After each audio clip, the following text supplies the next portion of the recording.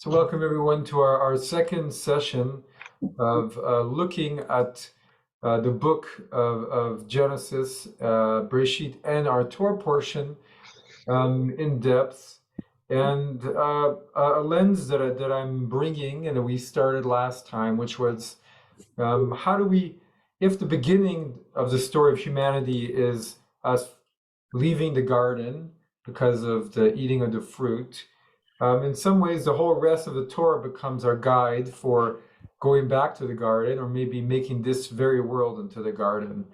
And so, what are the behaviors of a person, of humanity, of the biblical characters that allows us to return to the garden, to experience the garden again? And maybe this is a lens for the whole of our study of Genesis, which will be.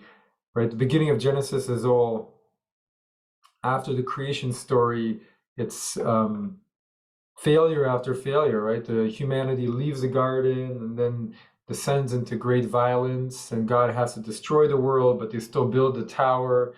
And then from then on, it's the slow, how does humanity recapture that sense of goodness within them?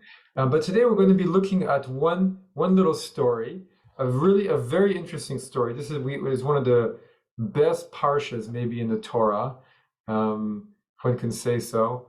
A very interesting part. We're going to look at the story of Abraham welcoming the strangers in his tent, who will tell him about the miraculous birth of a son that will come, and some of the little interactions, the details of his interactions with Sarah. And with the angels, and he'll also tell about the destruction of the city of Sodom and Gomorrah. So maybe a little bit of context to what is being presented just before where we're going to start our study this morning, and that is right before Abraham receives the commandment to circumcise himself and all of the Jews who are 13. And so he circumcises his own self. He's over 80 years old, and he circumcises his son, Yishmael, his firstborn son. And this is where the story picks up.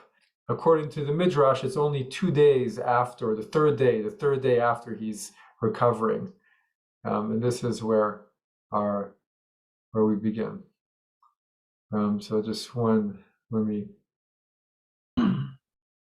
pick up.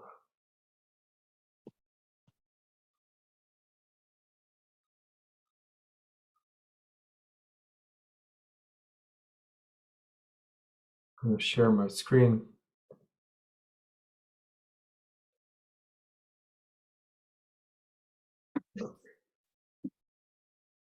All right. Alan, would you mind reading for us? Sure. Adonai appeared to him by the terebinths of Mamre. He was sitting at the entrance of the tent as the day grew hot. Looking up, he saw 3 figures standing near him. Perceiving this, he ran from the entrance of the tent to greet them, and bowing to the ground, he said, "My lords, if it please you, do not go on past your servant. Let a little water be brought, bathe your feet and recline under the tree. And let me fetch a morsel of bread that you may refresh yourselves. Then go on, seeing that you have come your servant's way." They replied, "Do as you have said." Abraham hastened into the tent to Sarah and said, "Quick, 3 seahs of choice flour, knead and make cakes." Then Abraham ran to the herd, took a calf, tender and choice, and gave it to a servant boy, who hastened to prepare it. He took curds and milk and the calf that had been prepared and set these before them, and he waited on them under the tree as they ate. They said to him, "Where is your wife Sarah?" And he replied, "There, in the tent." And one said, "I will return to you next year." and your wife Sarah shall have a son. Sarah was listening at the entrance of the tent, which was behind him. Now Abraham and Sarah were old, advanced in years. Sarah had stopped having her periods. And Sarah laughed to herself, saying, now that I've lost my ability, am I to have enjoyment with my husband so old? Then Adonai said to Abraham, why did Sarah laugh, saying, shall I in truth bear a child, old as I am? Is anything too wondrous for Adonai? I will return to you at the same season next year, and Sarah shall not have a son. Sarah lied, saying, I did not laugh, for she was frightened. Came the reply, you did laugh. The agents set out from there and looked down towards Sodom, Abraham walking with them to see them off. Now Adonai had said, shall I hide from Abraham what I am about to do? Since Abraham has become a great and populous nation, and all the nations of the earth are to bless themselves by him. For I have singled him out, that he may instruct his children and his posterity to keep the way of Adonai by doing what is just and right, in order that Adonai may bring about for Abraham what has been promised him. Then Adonai said, the outrage of Sodom and Gomorrah is so great, and their sin so grave. Okay, so we're going to stop here. And the part that I actually would like to study more in depth is this whole part that happens in the tent when they deliver the news of what's going to happen. But what's anybody have any thoughts, any initial thoughts about what is your impression of this whole episode and what it reveals about God, or how God is acting towards Sarah and Abraham, and what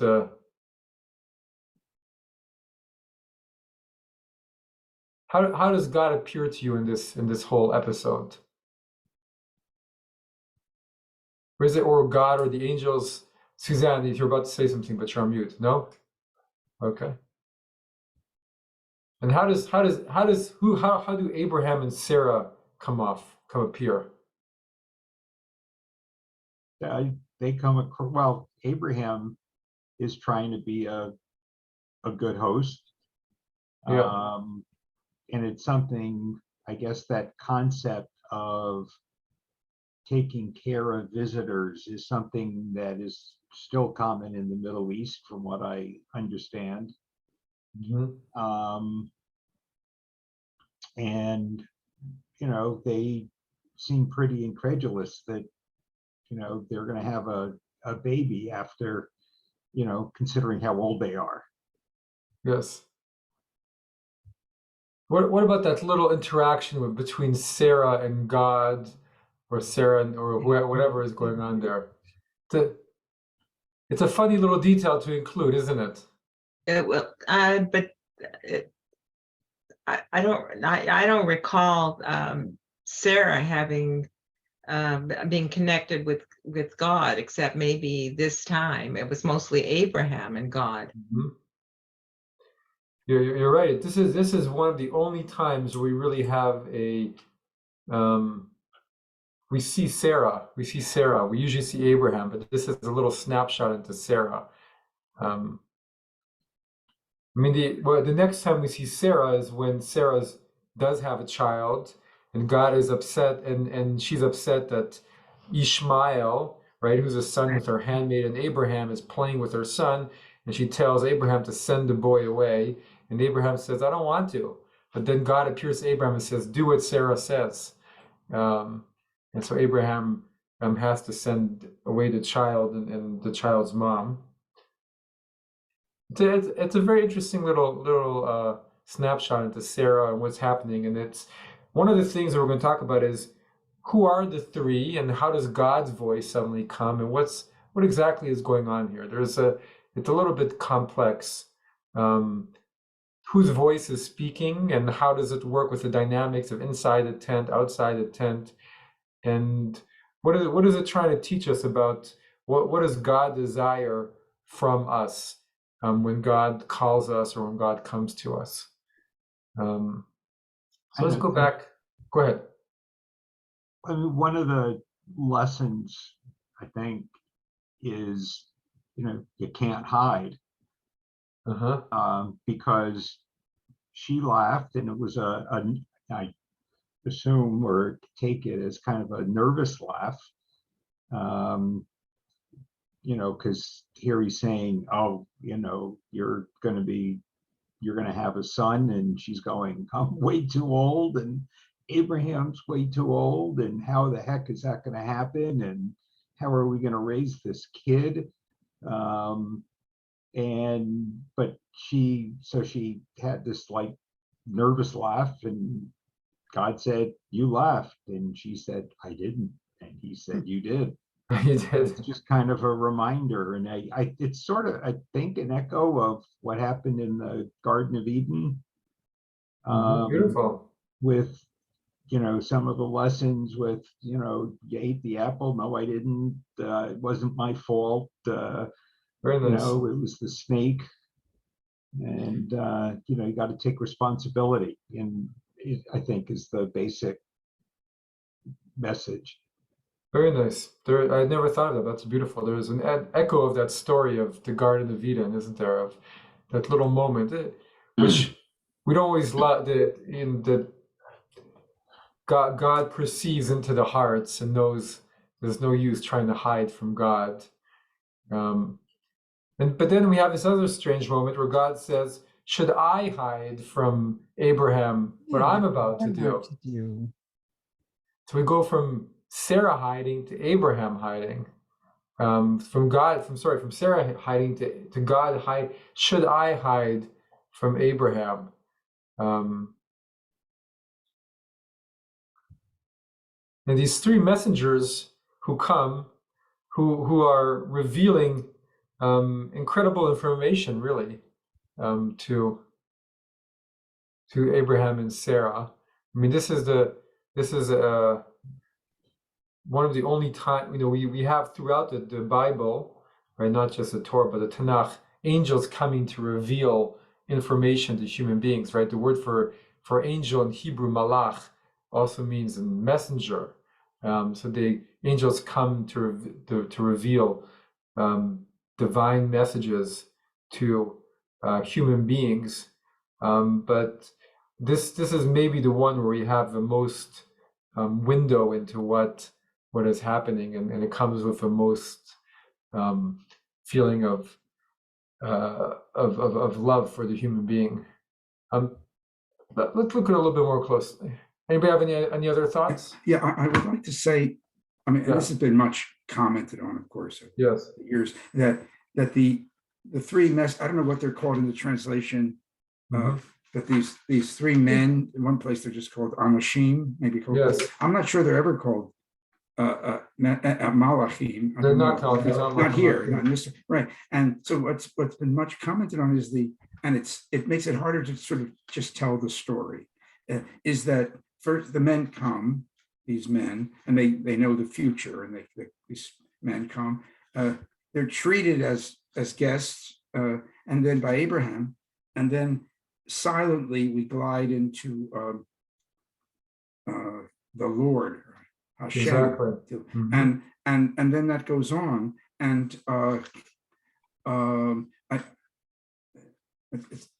James Kugel is one person who's written about this sliding back and forth. It's very interesting, and yet Sarah is presented. I shouldn't say and yet Sarah is presented in a really almost realistic, human way. Her reactions are so much like anybody's might be, and and it's so striking. And then when you get to the new story that comes up, I've just looking at this. The Lord said, "Shall I hide from Abraham?" And I was looking at that, and I saw that it says, "Vashem Amar." The Lord said, rather than the other way around. and it reminded me of the, that is to say, it has the subject first rather than the verb, which is kind of normal. And from what I've read, this is, it works often here, maybe here, as a I guess we call it pluperfect. And God had said, Lord had said, shall I hide myself? So it's like a switch in, it's like shifting back in time in order to tell that story. I don't know if that's right, but I read a book on that. Interesting. Yeah, exactly. There's a confusion, which is actually interesting. It brings an element of mystery almost to the story, which is really nice, of who's talking, and even the timeline. We'll see some of the commentators suggest a really counterintuitive timeline for actually what's happening and who's there and who's not there, because it's hard to understand that when suddenly God is talking, what exactly is going on here? What's the configuration of the whole episode, and who's speaking, and so, because right here we have, can you see my shared screen? Mm-hmm. Yes. Yep. So as Phil was saying, looking up, he saw three figures standing near him. And these, in the Hebrew, as Phil said, it says shlosha nashim, which could just be men. I mean, it says here figures, but it could just be people. So,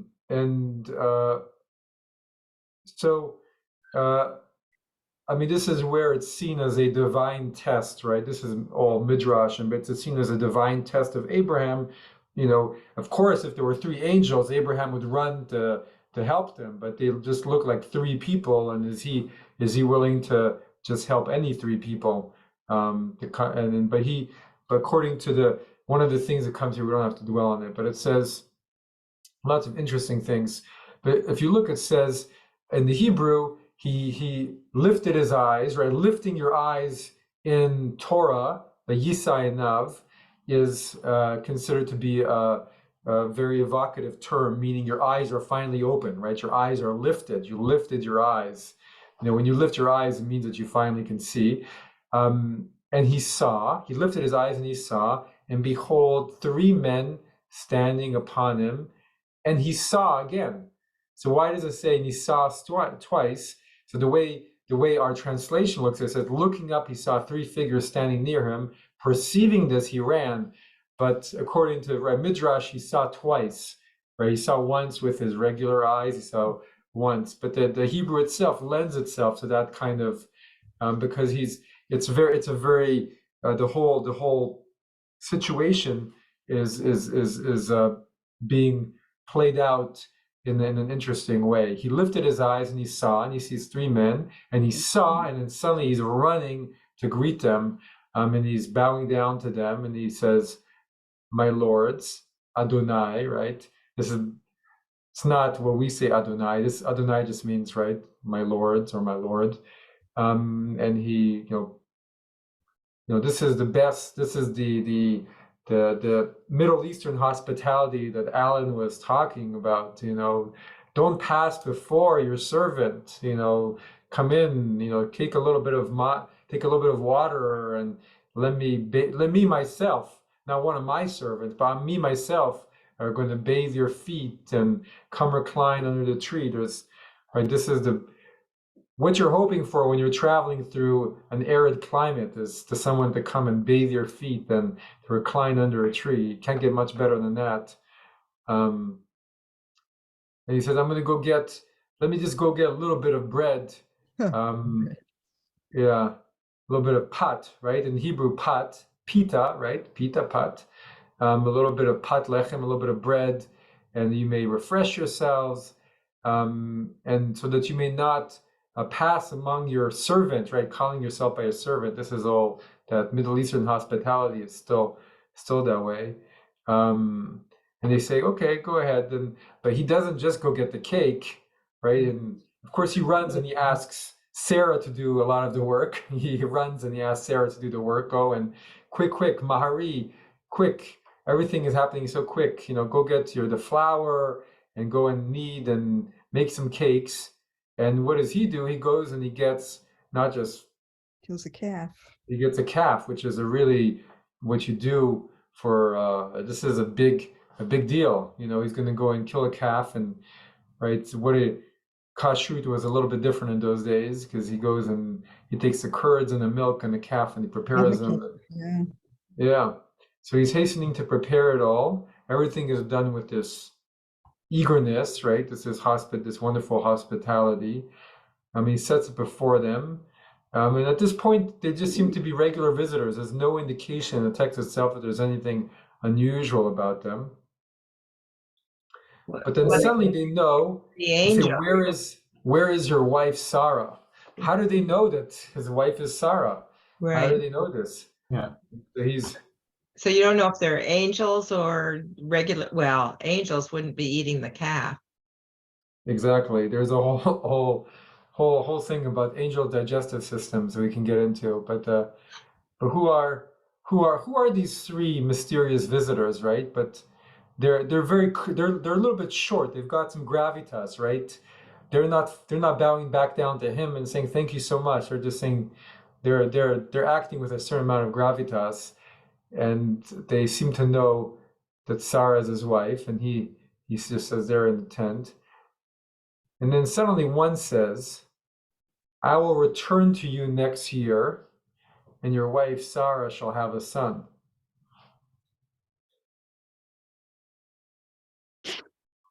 Who is the I? I guess it's just that angel, right? This is where it starts to get a little bit confusing.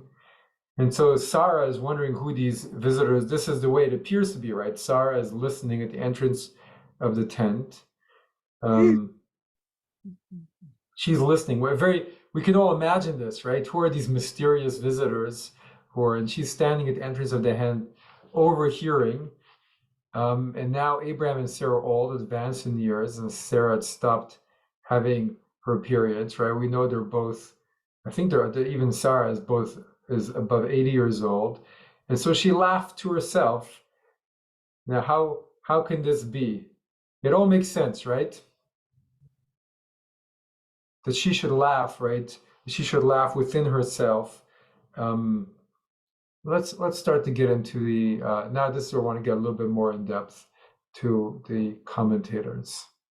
Anybody have any thoughts or anything that they notice looking at this so far? If I may, I don't want to talk too Go much. ahead. Go ahead. Go ahead. Two things. One is she says, it says she laughed, but the reason she laughed, and there's you can argue about it, but the reason she laughed is she says inwardly, my husband being old, not that she's being so old, but the husband. So in a way, she's saying, it's his fault that I had. It's a remarkable detail that she's thinking. Put it on her husband. But the other thing is, you mentioned that it starts to get a little confusing about who was who. But earlier, and Alter points this out. I didn't see this, and I think picking up on Rashi or just reading the text, when he says Adonai singular, or no, I guess it's my Lord. If I have found favor in your sight, he's talking to one person there, even though. And then he uses that they're still singular. Your eyes, the eyes of one person, and so on. It's all in the singular, right? Al not tavor, don't. Everything is in the singular. Singular, and then on verse 4, it's in the plural. So it switches from the singular to the plural. Yeah, I don't want to make too much of it, but it's really interesting how it's worked out. Yes, it's like he's speaking to one. He's speaking to all of them. We're speaking to one of them. Yeah, no, it's all very confusing. Exactly. It's in the middle of the sentence it changes actually, because it says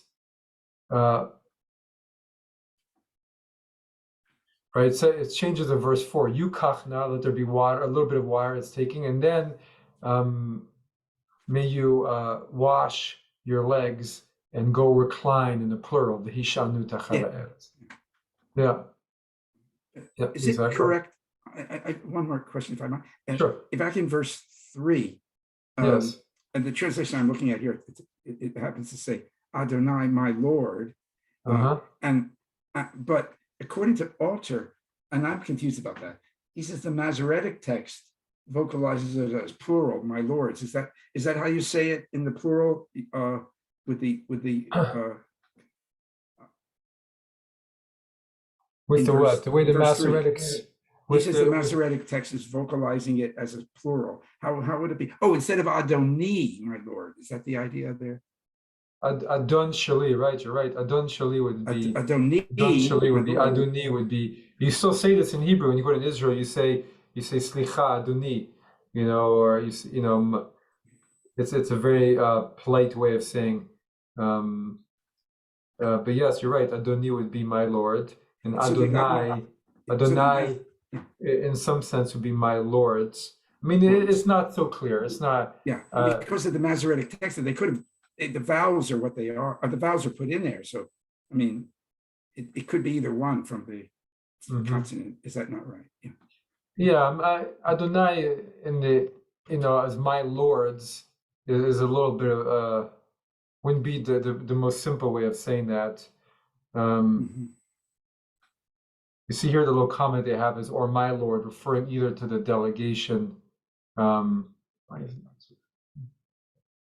Okay. Or to the delegation's apparent leader. Yeah. I mean, they Adonai would not be the typical way where you would say my lords. So it's an unusual form, but if you do punctuate it that way, it leaves it open for that meaning to come. Okay, let's go back to this. But I think it's all in tune to what we're talking about. Okay, so here we have a simple Rashi. Would somebody read for us? Sarah laughed within herself, or regarding her inside, literally.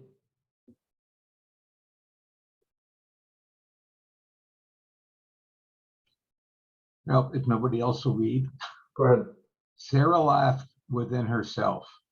She reflected on her physical condition, saying, "Is it possible that this womb shall bear a child, that these dried up breasts shall give forth milk?"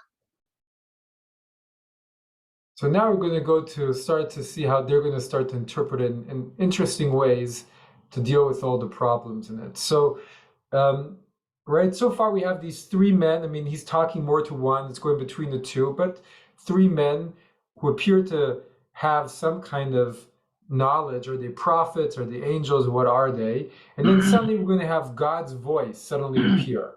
So what is going on? Why is God's voice suddenly appear? So Chizkuni, who's 13th century commentator, is going to suddenly try and explain in a different way. Somebody read please, Chizkuni. Sarah laughed when the month of Tishrei began, 6 months after the prediction of the angels, and she had not experienced signs of pregnancy. She abandoned all hope of that prophecy becoming true, as there were only 6 months left for it to become true. Contrary to her husband, Abraham, she had lost faith in the prediction. The reason that Abraham maintained faith in the prediction was that he had heard it from God directly. The angel had spoken to him in the name of the Lord, whereas Sarah had only been an eavesdropper, and possibly she had not heard correctly. She had assumed that the angel speaking to Abraham had been ordinary human beings. She took a look at her belly and asked mockingly whether such a belly could possibly produce a fetus.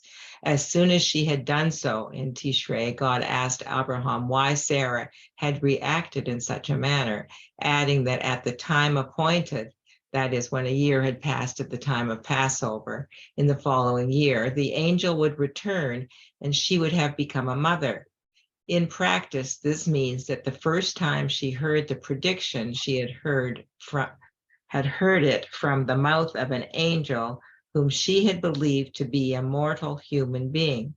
The second time, Abraham heard it from God.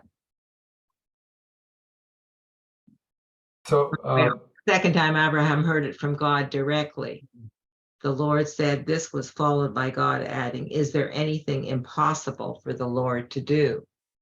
So the way he's reading it is that actually he cuts the story totally in the middle and imagines that, right, when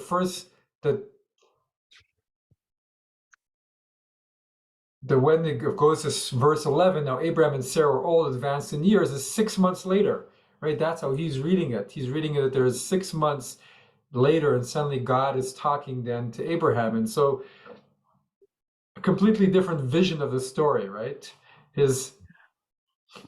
And he's also dealing with the fact of people don't like to think that Sarah would not be believing of what she'd heard. Why is she not believing it? So the way they're imagining it,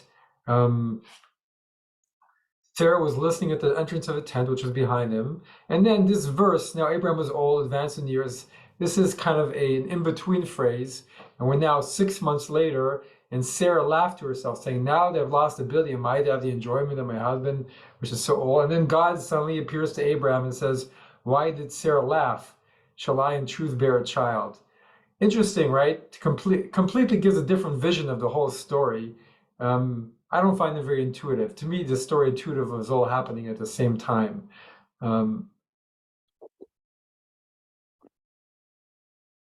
Now let's get back to this.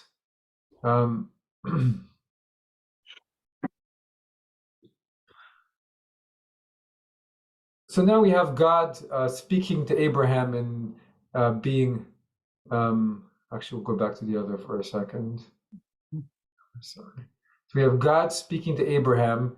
Why did Sarah laugh, saying, shall I in truth bear a child, old as I am? So why does God speak to Abraham and not to Sarah directly?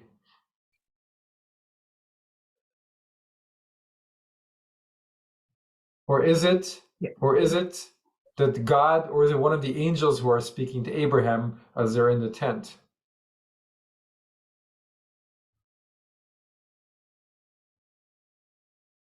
What would be your first impression about what's happening?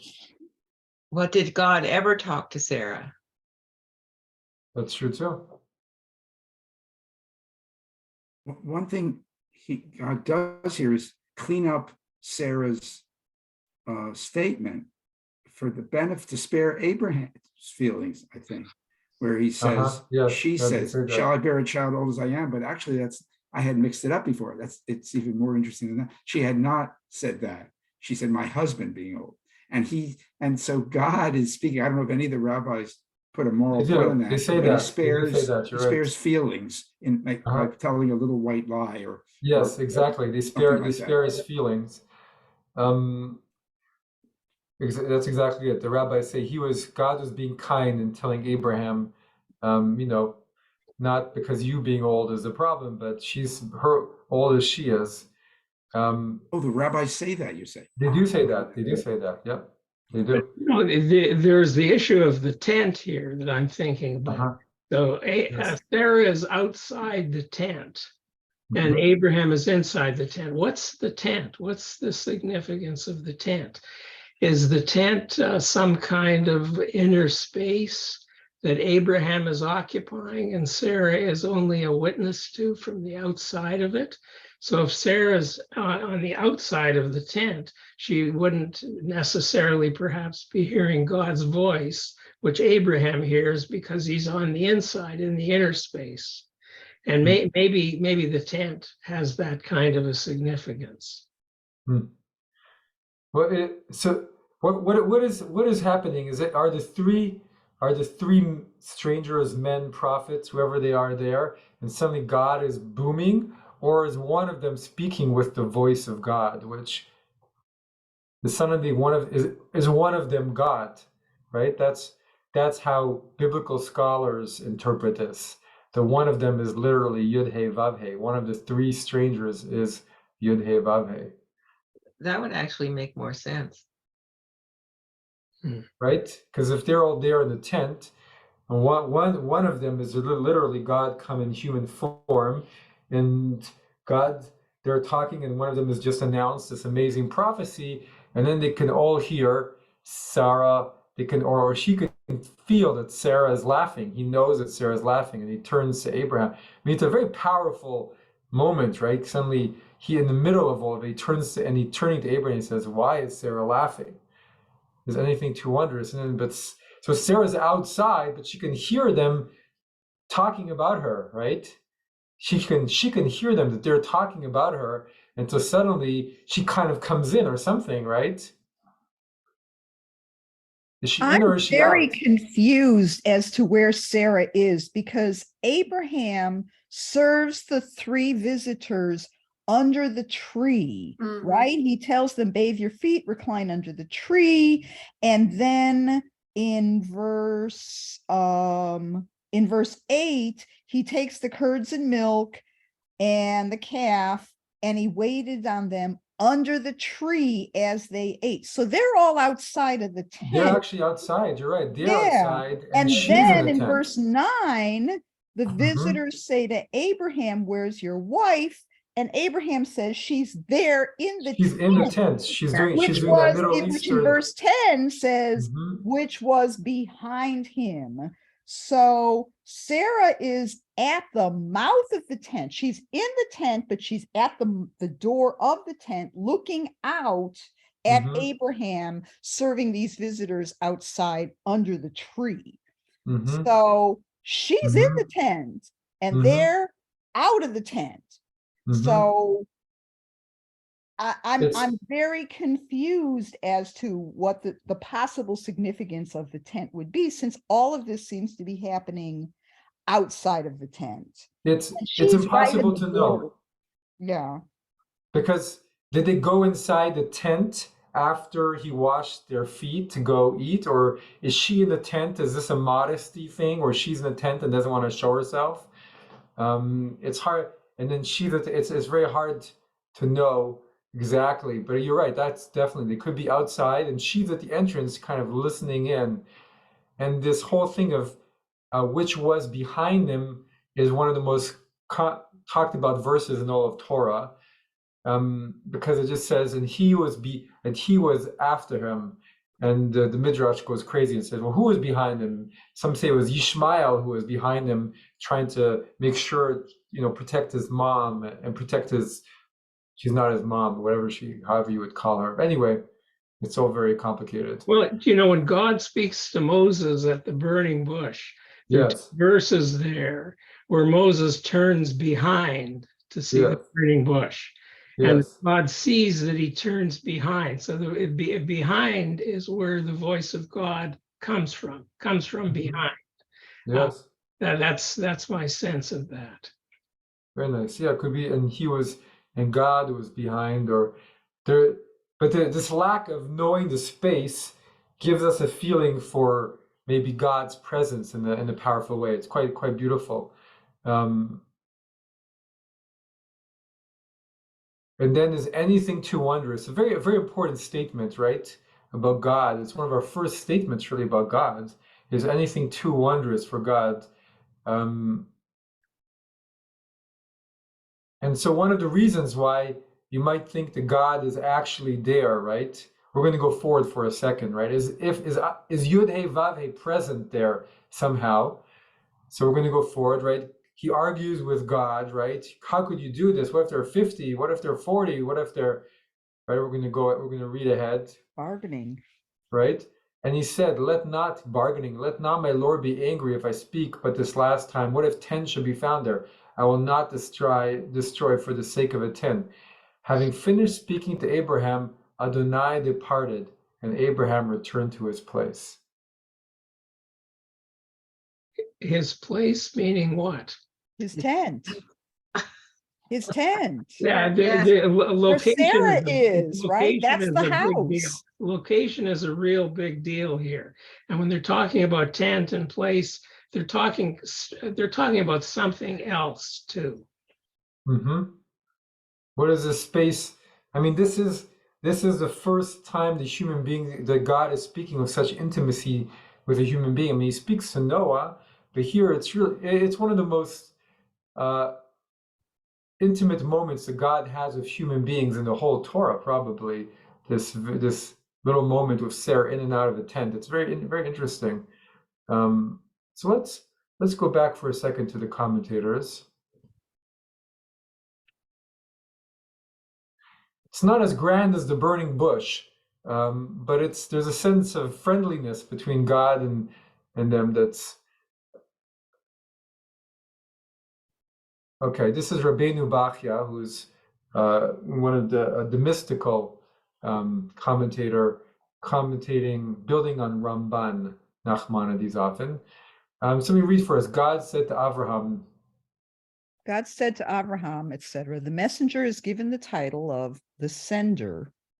This is the reason why the Torah calls the angel God. It was also he who said in verse 14, is anything too wonderful for God? If God himself had spoken in verse 14 and here, then the Torah should have written there, is anything too wonderful for me? This is also the meaning of, in the Hebrew, I will return at the appointed time. He, the angel, and not God, had challenged Sarah's laughter. It makes sense, therefore, that he speaks about returning. Seeing God himself had never come to visit Sarah, how could he have mentioned returning? Okay. the next one is Rashi. So it's a good point though, right? If it really was God speaking, wouldn't he say, is anything too wondrous for me? God has no trouble speaking in the me, but it could be the royal third, is anything too wondrous? But one gets a sense of an angel speaking with the power of God, right, in this moment. Or so again, the biblical scholars believe that this text is coming from an ancient source and story where God himself, herself, comes down to visit Abraham, hidden as a person.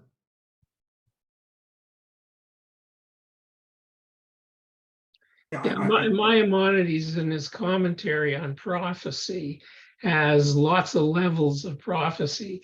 This business of three people or humans appearing, or God appearing through humans, is counted as one of the highest levels of prophecy, just underneath Moses' form of prophecy, where he speaks to God, so to speak, mouth to mouth. So this is a big deal. It's a big deal, the prophecy, and also the level of intimacy seems quite close between Abraham and God. Here, a little comment by Ramban I just wanted to add here: is anything too hard, Hayipaleh, for the eternal? Is anything too hard and improbable for God to cause to happen? This expression is similar. For all things come to thee, and of thine own have come to thee. Onkelos, right, translates anything hidden.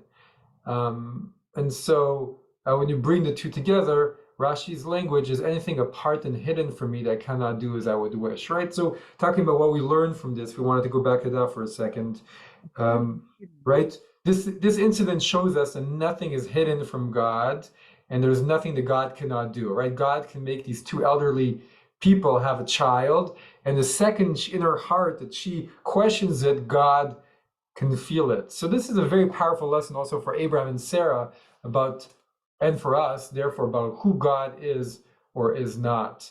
There's a sense of God being able to do anything from this whole episode.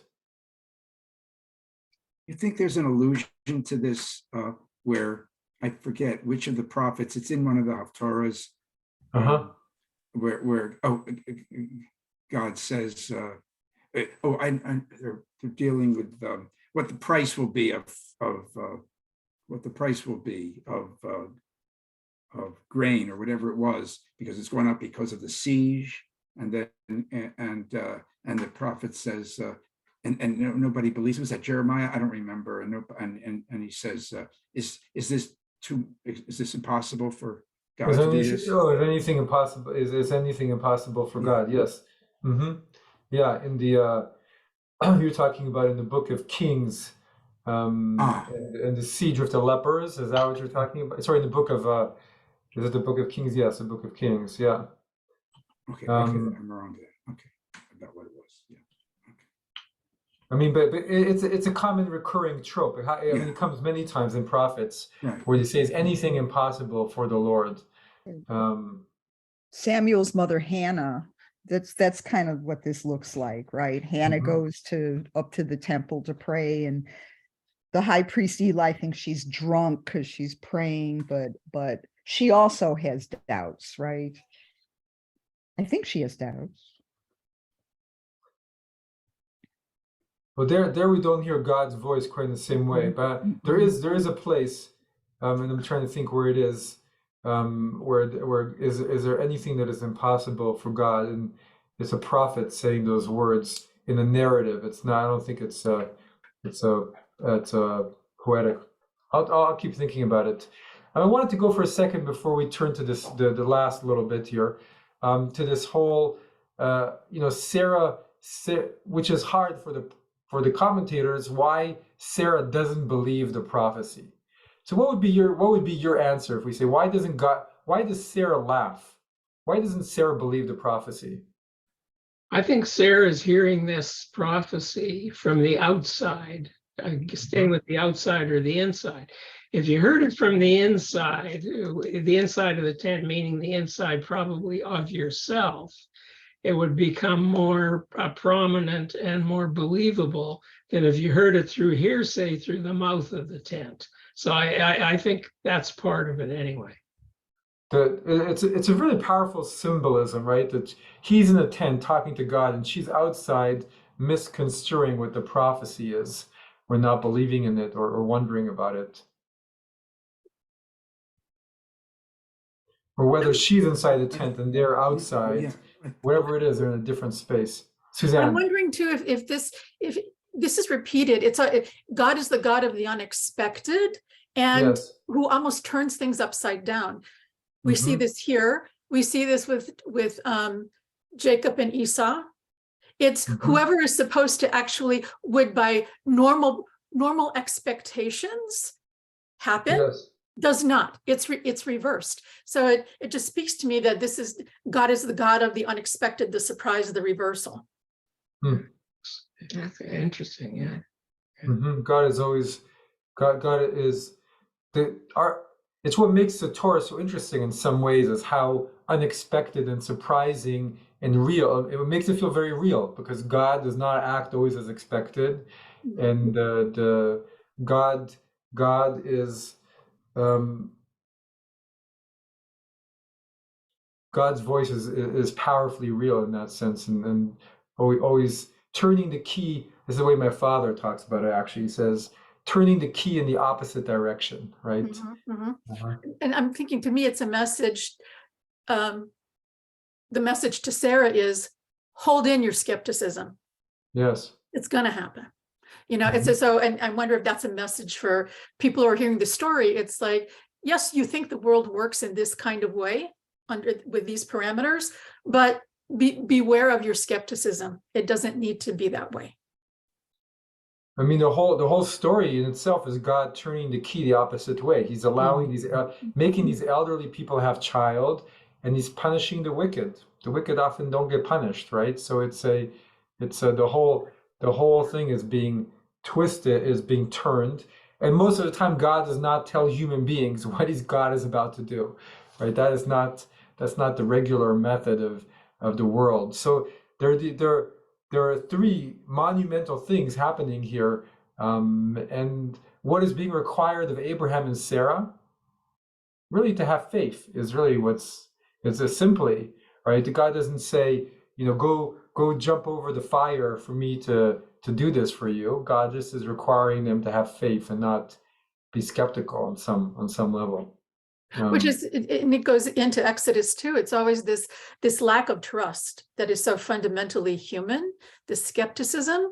And I guess for me, I see it throughout the Torah, where people keep on making that same mistake, the lack of trust, the questioning, and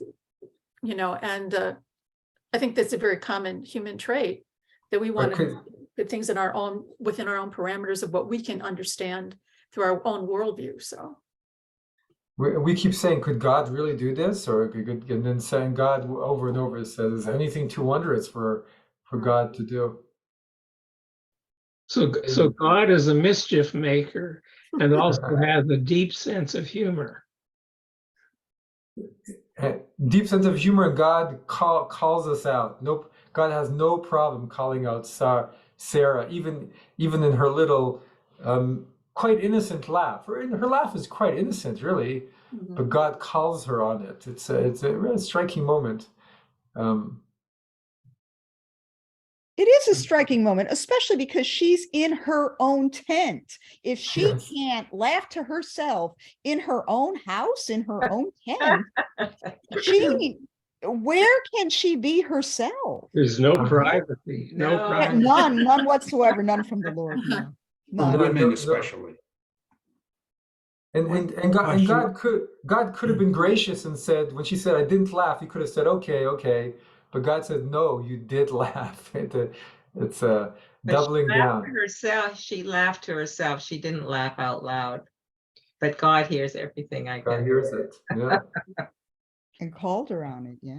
Rabbi, why are there three visitors and not Okay. one or two or five? Okay. Well, we'll get to it in a second. What the way it's interpreted. That a precise question. I just want to read very quickly this Ramban. And Sarah denied, saying, so Ramban is, I wonder about the righteous prophetess, right? That Sarah is regarded as a prophetess. How did she deny which God had said to the prophet Abraham, right? We know from the Talmud that both Abraham and Sarah were one of the prophets. So the answer appears to be that these angels who appeared as men came to Abraham as he and his wives and recognized them. So he recognized them. They announced to them, I will certainly return to thee and shall have a son. And Sarah heard it, but she did not know that they were angels of the Supreme One, as was the case with the wife of Manoach. They were the parents of Samson, who also had, an angel appears and they're also surprised. The same thing. She recognizes he doesn't. Is it even possible that she did not see them at all? Therefore, she laughed within herself in derision. For joyous laughter, expressed in Hebrew, originates in the mouth.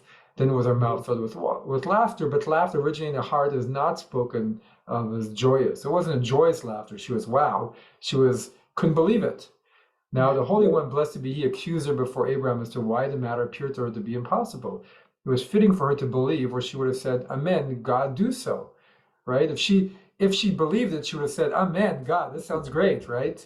Now Abraham said to her, why did you laugh? Is anything? So he's now interpreting Abraham saying to her this other part, right? Why did you laugh? Is there anything too hard for the Eternal? He's now explained to her that God had revealed her secret to him. And she, because of Abraham's fear of God, anyway, we don't have to get to the end of this. So let's get to the other part, which will tell us a little bit about these three angels. So then the angels turn, right? And one of the, here, we'll go down to this last comment. This will answer. We have this other part. I want to go back and read in the Hebrew,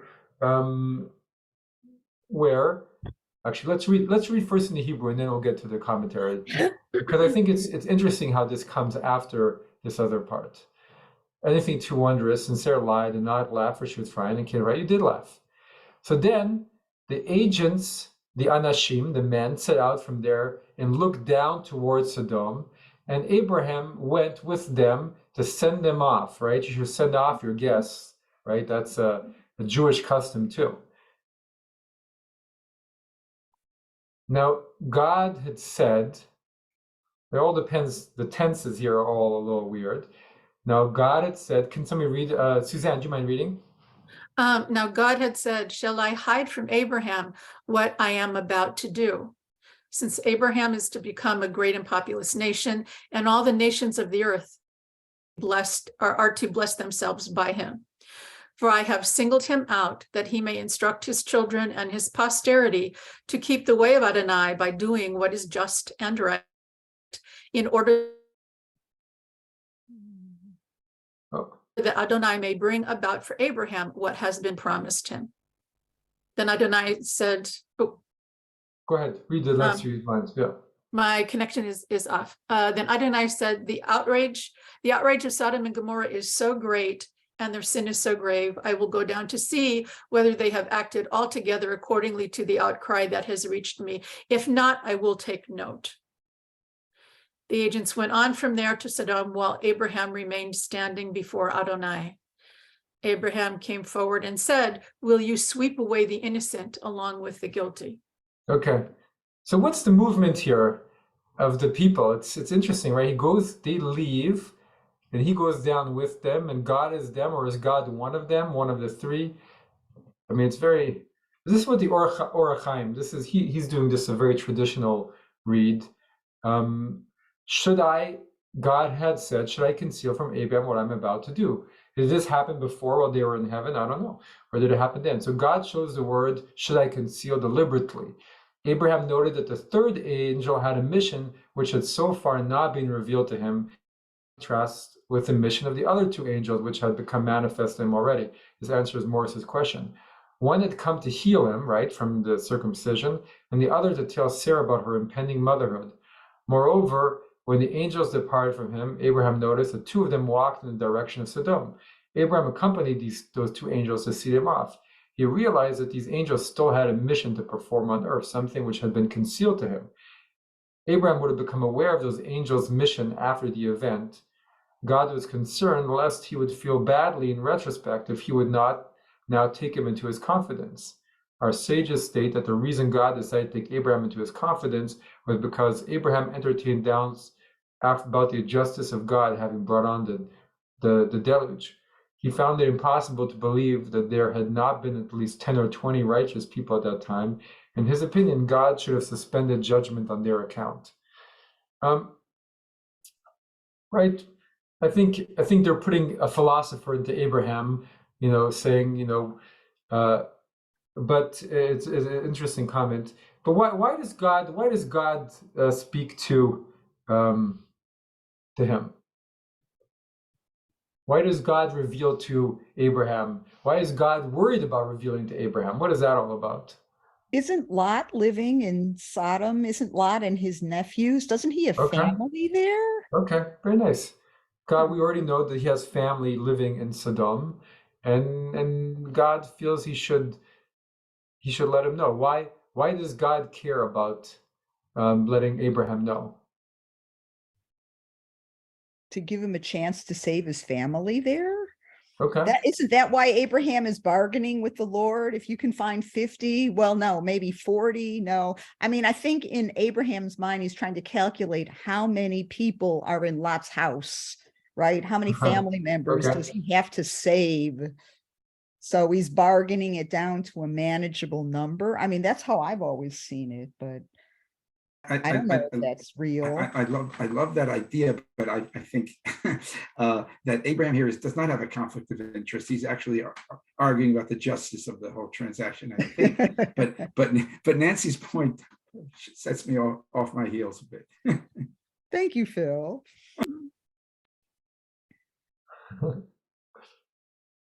Wait, you're on mute, Phil. I'm sorry? You went on to mute there. Oh, did you have anything else, or that was it? No, I thought I better shut up and give him the okay. and everything. So, right, it's true. It's true. Lot is there, but he is arguing. It's seemingly, at least, it would be nice to see in that lens. He's arguing for the whole place. It's an incredible moment of God saying, should I reveal to Abraham, right? Should I reveal to this human being my plan?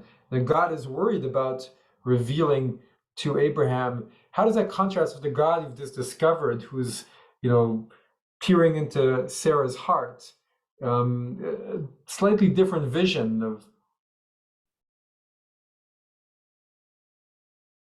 Well, didn't he just promise Abraham and Sarah a child, right? Which is the ultimate in creation, which is birth, which is growth. And isn't it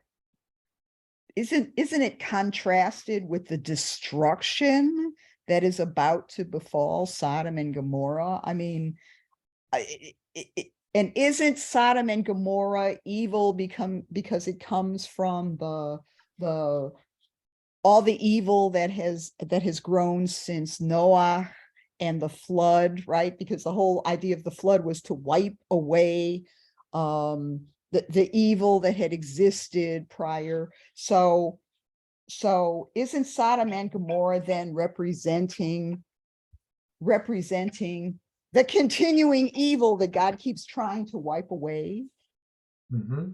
So it definitely is, right? And it's as contrasted with the promise of this new nation that shall be more, that'll be greater than all the sands on the sea and go on for generations and generations, right? I mean, so there's this contrast. There's very much this contrast of this promise of growth and birth and regeneration and renewal forever and ever and ever, right? The covenant, and then the miraculous destruction of covenant. evil. Beautiful. Yeah, the wonderful contrast. I love that. The evil that's been simmering and once again rearing its head, and God doesn't have to destroy the whole world, but God is going to utterly, supernaturally destroy this evil that's appeared in such a. And we see later in the story we don't like to read in the Torah of how evil the inhabitants of Sodom really are, and Lot is no angel either, but. But Abraham's, the role of humanity is so striking though, because opposed to what happens with Noah, right? We talk about this all the time, but Abraham takes on the role of the chosen nation, which is wonderful, right? Of arguing for God, even for the evil. And that's where the story takes a surprising turn, right? Of Abraham being willing to stand up. The miracles are coming his way and his wife's way. And he's the beneficiary, but he's benefiting from God's miracles, but yet he is not afraid to stand up and argue in the same breath for the evil. I'm going to have to end right here, but we will continue next week.